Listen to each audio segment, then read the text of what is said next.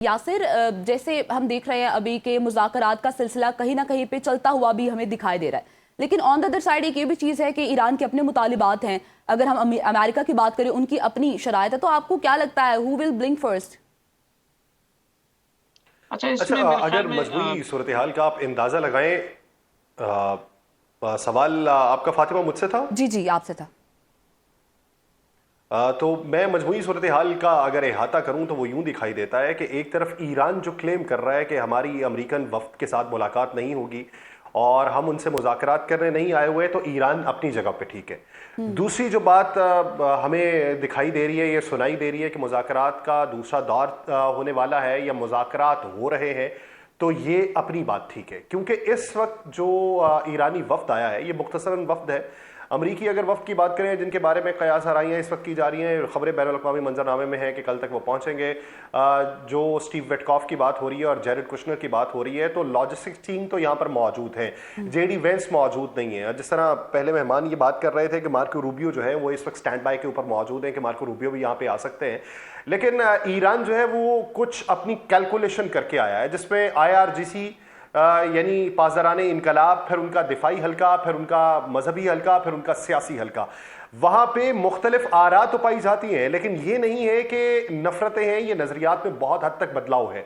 वहां पर बात की है कि अगर टेबल के ऊपर बैठ के बात होना है, न्यूक्लियर के हवाले से बात होना है, यूरेनियम की अफजूदगी को कम करने के हवाले से बात होनी है, सैंक्शंस उठाए जाने के हवाले से बात होनी है, या फिर हमारे मुंजमद असासों की बहाली के हवाले से बात होनी है, या फिर आ जाके अगर आपने आबनाए हरमुज के हवाले से बात करनी है, तो वो जो टेबल्स के ऊपर चीजें थी जो नेवल ब्लॉकेड से पहले थी, वही चीजें जो है वो आगे कैरी की जाएंगी। तो इस ज़मन के अंदर वो अपने तहफ़्फ़ुज़ात जो हैं वो पाकिस्तानी हुकूमत को बताने आए हैं। यहां पर वो अपने तहफ़्फ़ुज़ात से आगाह करेंगे और यूं पाकिस्तानी हुकूमत के साथ जब अमरीकी वफ्द मिलेगा तो वो गुजारिशात जो हैं वो उनके आगे रख दी जाएंगी। अब यूं दिखाई देता है कि अगले कुछ अरसे के अंदर ये गुफ्तगू यहीं जारी रहेगी और बतौर सालिस पाकिस्तान जो है वो पैगाम रसानी का काम करता रहेगा। जहां तक बात है कतर और रशिया जाने की, वो अगर आप 2015 का मुआहिदा देखें, जिसे JCPOA कहते हैं कि यानी joint comprehensive plan of action, उसके अंदर क्या डिसाइड हुआ था, यूरेनियम की हद को कहां पे लेके जाना, 3.67 तक। उसका गारंटर कौन बना था? कतर गारंटर बना था। वो मुंतकिल कहां किया गया था? रशिया मुंतकिल किया गया था। और फिर उसके बदले में उन्हें सादा यूरेनियम दे दिया गया था, प्योर यूरेनियम, के आप इसको जो है अफजूदा कर सकते हैं, लेकिन उसकी बालाई हद जो है वो 3.67 तक ही रहेगी। अभी जो बातें हैं वो 2015 के उसी मुआहिदे के तहत ईरान जो है अपनी गुजारिशात अमेरिका तक पहुंचाने के लिए या अपने तहफ़्फ़ुज़ात पहुंचाने के लिए वो पाकिस्तानी हुकूमत या मीडिएटर्स जो है उनके आगे रख चुका है। अब वो बात करना चाहेगा अपने पुराने इत्तेहादियों से, अपने पुराने गारंटर से और उस मुल्क से जिसके पास उसने अपना यूरेनियम रखवाया था। तो यूं ये पूरे डॉट्स जो हैं वो मिलते हुए दिखाई देते हैं। एक तरफ पसे पर्दा मुज़ाकरात भी हैं, बैकडोर डिप्लोमेसी भी है। आप ये नहीं कह सकते कि मुज़ाकरात का दौर खत्म हो चुका, आने वाले दिनों के अंदर मुज़ाकरात कोई नहीं होंगे। ईरानी अमेरिकन को देखना ही नहीं चाहते और उनसे बातचीत ही नहीं करना चाहते। बातचीत करना चाहते हैं लेकिन अपने पैराए और अपने अंदाज में। क्या ये अमेरिका बातचीत के इस तरीके को कबूल कर रहा है? तो हां, कर रहा है, क्योंकि अगर अब वो अपना वफ्द पाकिस्तान भेज रहा है, स्टीव विटकॉफ को भेजेगा, जेरेड कुशनर को भेजेगा, इस बात से कतई नजर कि ईरानी उनको मानते हैं या नहीं मानते। क्योंकि जेडी वेंस का आपने पिछले दिनों में देखा होगा कि जेडी वेंस के हवाले से इबहाम था कि जेडी आएंगे या नहीं आएंगे। फिर जब उसकी थोड़ी सी कंफर्मेशन होती है कि जेडी नहीं आएंगे, तो इस ज़मन के अंदर हम ये कह सकते हैं कि ईरान इन दो शख्सियात से बात नहीं करना चाहता। इन्हीं के साथ बैठ के बात ओमान में की गई, जनेवा में की गई। वो इन दोनों शख्सियात के हवाले से तहफ़्फ़ुज़ात बहुत ज्यादा रखता है, थोड़े बहुत नहीं रखता। हाँ, जेडी वेंस को वो एक माकूल शख्स समझते हैं, उनके नजदीक भी जेडी वेंस वो शख्सियत है जो इस जंग का मुखालिफ था। लेकिन अमेरिका की अपनी सियासत है, अमेरिका का अपना स्टेक है, डोनाल्ड ट्रंप के अपने स्टेक है कि वो जेडी वेंस को एक ऐसी वॉर ट्रॉफी क्यों देना चाहें कि जिससे उनके ऊपर जो लगे लेबल है उनको मिटाने का क्रेडिट सारे का सारा जेडी वेंस को चला जाए। तो यूं वो अपनी सियासत भी बचाना चाहते हैं। तो जहां पे अब आके जैसे बात कर रहे थे मलिक साहब के मार्को रूबियो स्टैंड बाय पे हैं, तो इस ज़मन के अंदर देखिए कि ट्विस्ट मजीद क्या आता है। जैसे हम देख रहे हैं एक बयानिए की भी जंग होती है, एक साइकोलॉजिकली प्रेशर डेवलप करने की भी जंग होती है। आपको ईरान के अंदर का माहौल इस वक्त कैसा दिखाई दे रहा है? आपको लगता है वो इस प्रेशर का शिकार हुए हैं? और जब ये बात की जाती है कि रिजीम चेंज हो गया और पता नहीं चल रहा जी कि लीडर ईरान के अंदर कौन है, तो क्या आप इन स्टेटमेंट से एग्री करते हैं? अच्छा, मजमूई तौर पे ये तासुर देने से पहले या इसका जवाब देने से पहले मलिक साहब ने जो गुज़श्ता बात की वो मुझसे मैंने जो कतर का हवाला दिया, कतर को लूप में ईरान लेना चाहता है जीसीपीओ के तहत। ठीक है। लेकिन वो जो बात कर रहे थे मस्कत के हवाले से, तो वो तो याद होना चाहिए कि आज से कुछ दिन पहले जब ये जंग जारी थी और आबनाए हरमुज़ के ऊपर कंट्रोल था, तो ओमान की असेंबली ने भी एक फैसला दिया था और उनके साथ भी एक गुफ्तगू हुई थी और उधर ईरानी असेंबली ने भी एक फैसला दिया था कि आबनाए हरमुज़ का वो जो 34 किलोमीटर का एरिया है, 17 किलोमीटर की हिफाजत जो है वो ओमान करेगा, 17 किलोमीटर की ईरान करेगा और यूं बाहमी रजामंदी की जाएगी। तो अभी अगर अमेरिका की तरफ से ये है कि आप इससे जो है वो बैकफुट पे चले जाएं, तो इस ज़मन के अंदर ये दौरे में मस्कत में मुलाकात है कि उसके ऊपर कोई ना कोई तबादला ख्याल किया जा सके। मलिक साहब ने इशारा उसका ठीक दिया।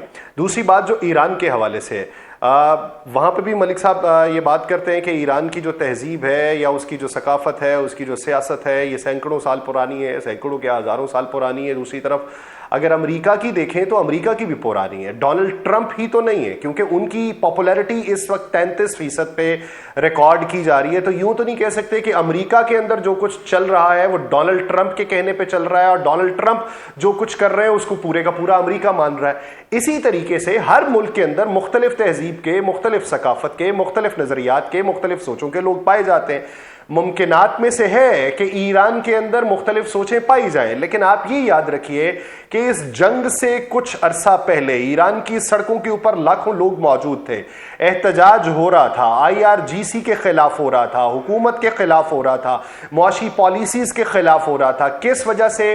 डी वैल्यू हो रही थी उनकी करेंसी, मुआशी दबाव उनके ऊपर बढ़ता चला जा रहा था और फिर उनका कला कमा करने के लिए सड़कों के ऊपर सिक्योरिटी जो है वो उतारी गई और झड़पें हुई और झड़पों के जो नुकसानात हैं वो मुतजाद है, इबहाम के अंदर है। अमेरिका क्लेम करता है हजारों की तादाद में जो है वो लोग मारे गए। मजीद अगर आप थोड़ी सी मजीद इस पर भी रोशनी डालें, जो अहम मुलाकातों का सिलसिला इस्लामाबाद में जारी है, इसको आप किस तरह से देख रहे हैं? किस हद तक इसमें एक मुस्बत बयानिया जा रहा है और पाकिस्तान का ओवरऑल जो किरदार है एक साल इसका, उसको कैसे देखते हैं? अच्छा, अब ये मुलाकात जो हुई है और जिसमें उसका अगला हिस्सा शहरियार ये बता रहे थे कि बैनुल अक़वामी सतह के ऊपर होने वाले राबितों के हवाले से भी उन्होंने आगाह किया। ये है असल खबर। मुलाकात का होना बड़ी खबर नहीं है, क्योंकि अब्बास इराक़ची आए हैं तो मुलाकात तो होगी, लेकिन उस मुलाकात में बात क्या हो रही है, मुस्तकबिल का मंजरनामा क्या वजह हो रहा है, वो एक अहम खबर है। अल अरेबिया इस वक्त में रिपोर्ट ये कर रहा है कि ईरान को पाकिस्तान की जानिब से ये प्रपोज किया गया है कि सेवरल कंट्रीज को मिलाते हैं और वो आपकी जो न्यूक्लियर एसेट्स हैं उनकी निगरानी करेंगे, क्योंकि बैनुल अक़वामी जौहरी तवानाई एजेंसी के ऊपर ईरान रिलाय नहीं कर रहा। बेशक जो राफेल ग्रॉसी हैं उन्होंने उस वक्त में बयान दिया जब जनेवा के अंदर बातचीत चल रही थी, जब ओमान में बातचीत चल रही थी, और उन्होंने इस बात को एडमिट किया कि ईरान जो है वो न्यूक्लियर वेपन नहीं बना रहा था। लेकिन इसके बावजूद ईरान के एक बड़े तबके में एक सोच पाई जाती है कि राफेल ग्रोसी जो बैनुल अक़वामी जौहरी तवानाई एजेंसी के सरबराह हैं, उन्होंने ईरान की मुखबरी इजराइल और अमेरिका को की। उनकी जो न्यूक्लियर साइट्स थी, कितने सेंट्रीफ्यूजेस मौजूद थे, कितने केजी यूरेनियम मौजूद था, उसकी हद कितनी मौजूद थी, कब कब क्या क्या कुछ होता रहा, ये सारी इंफॉर्मेशन राफेल ग्रोसी के थ्रू इजराइल और अमेरिका तक पहुंची है। और उन्हीं जगहों के ऊपर 12 रोजा जंग के अंदर हमले किए गए, जिसमें नतांज, एस्फहान या फर्दों के प्लांट्स मौजूद थे। तो इस वजह से एक बड़ी खबर जो अभी मंजर आम पे आती है, कोर्ट इसको बैनुल अक़वामी मीडिया कर रहा है और अरबी मीडिया, पाकिस्तान ने प्रपोज किया है कि इसमें मुख्तलिफ ममालिक मिला लेते हैं। मुख्तलिफ ममालिक कौन से होंगे? पहले 2015 के JCPOA को देखें, उसके अंदर ममालिक कौन थे? यूनाइटेड स्टेट ऑफ अमेरिका था, यूनाइटेड किंगडम था, रशिया था, चाइना था, जर्मनी था, फ्रांस था। अब की बार क्या उन्हीं ममालिक को बीच में शामिल किया जाएगा या दीगर ममालिक बीच में शामिल किया जाएंगे? ये एक अहम सवाल है। तो फिर ये देखिए कि पाकिस्तान इन दिनों में कौन कौन से ममालिक के साथ राबितों के अंदर मौजूद है और ईरान किन ममालिक के साथ राबिते कर रहा है। फिर इसमें कुछ ममालिक तो ऐसे मौजूद हैं जो माजी में अमेरिका के इत्तेहादी होते थे, लेकिन इस जंग में उन्होंने अमेरिका का साथ नहीं दिया। मुमकिनात में से है कि उनको भी बीच में शामिल किया जाए और ईरान की भी उसमें तायीद ली जाए।